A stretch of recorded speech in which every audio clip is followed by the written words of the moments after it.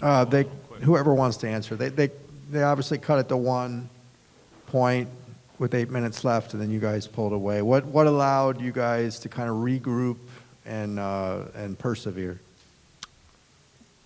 Defensive intensity, deflections. We had a lot of deflections in the first half, and then we started off slow in the beginning of the second half, I think the first 8 minutes or so.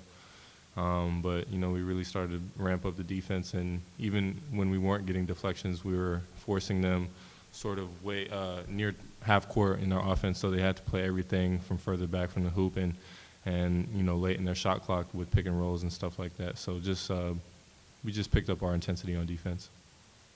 Last time you guys played Arizona State down Tempe was obviously an intense one, triple overtime, especially when they cut it close there in the second half. Was that going through your mind at all, trying to avoid that happening again? Yeah, well, we know we let one slip away when we were down there in Tempe, so we had to make sure when we were at home that no one comes in here and gets a W. So we just really wanted to protect home court and do whatever it took to win.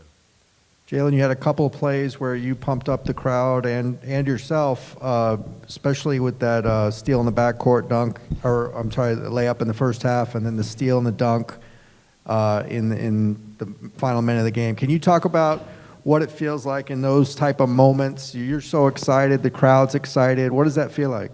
I feel like for this team, I'm an energizer buddy. So, just making plays like that, I feel like can just, when the arena gets loud, it just lifts the whole team. Everybody gets energy out of nowhere type. So I try to be as animated as possible sometimes after making crazy plays like that, just to get everybody going and the crowd into it. What does it feel like for you? Oh, it's cool. I love just taking the ball, going down, laying it up. It just feels like you don't see a lot of people getting steals in the backcourt. People don't really pick up full, so I love it because it's like now they're thinking about it, and now they're like, is he going to come? Is he not going to come? And I just like playing my games when I'm on defense. Jaime, coach said that a lot of guys would not be playing in your position with what you're going through physically. Can you talk about your ankles, how they're doing? And they said on the broadcast of the SC game you're wearing ankle braces now. Is that correct? And how are they helping you? Yeah, I'm wearing ankle braces right now on both my ankles, kind of just for precaution. Kind of just trying to make sure I don't re-injure them at any point. And, it's just a day-by-day process. I get in early, try to do what I can to do rehab and treatment. Big shout-out to Tyler Lesher, our trainer, for helping me, through this. So, it's just a day-by-day thing. And today, I felt really good out there. I didn't play as many minutes in Washington and Washington State. And I went out there today, and I felt really good, and the best I felt in a really long time. So I was really happy with today. For Jules and Jaime, Jaylen was talking about how he thinks of himself as kind of being that energizer bunny for the team. Do you guys pick up on that when he's making plays out there? Do you kind of pick up on that energy? Yeah, obviously after that first play in the first half when he stole the ball, got the layup, went crazy, you heard the crowd. And not only did the crowd feed off it, but we fed off it as well. And I feel like, you saw that with how many deflections we got in the first half. That energy, it really picked us up on both ends. So we definitely pick up off his energy. So, Jaylen, you've obviously strung together a number of really good performances in the past week here. Does it almost work like a positive feedback loop for you, where you're getting more minutes, which allows you to show more of what you can do, which gets you more minutes, and so on and so on? Yeah, I feel like that's kind of how it works. You go out there, you play good, you earn more minutes. Like I said, I just got blessed with the opportunity, and I feel like I'm taking full advantage of it. Biggest stat that stands out to me is you guys have gone through 2 consecutive 3-game homestands. Nobody's hit 60 points. That's pretty amazing.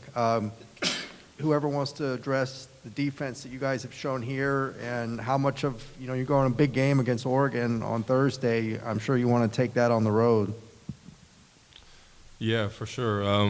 Obviously, we know the Oregons, and we know our first. We were playing Oregon the first game, so we know what they're capable of. They have a lot of good guards, fast guards, and kind of similar to ASU in the sense that they have really quick guards who can score and shoot it and shoot it. So we just have to sort of sustain this energy.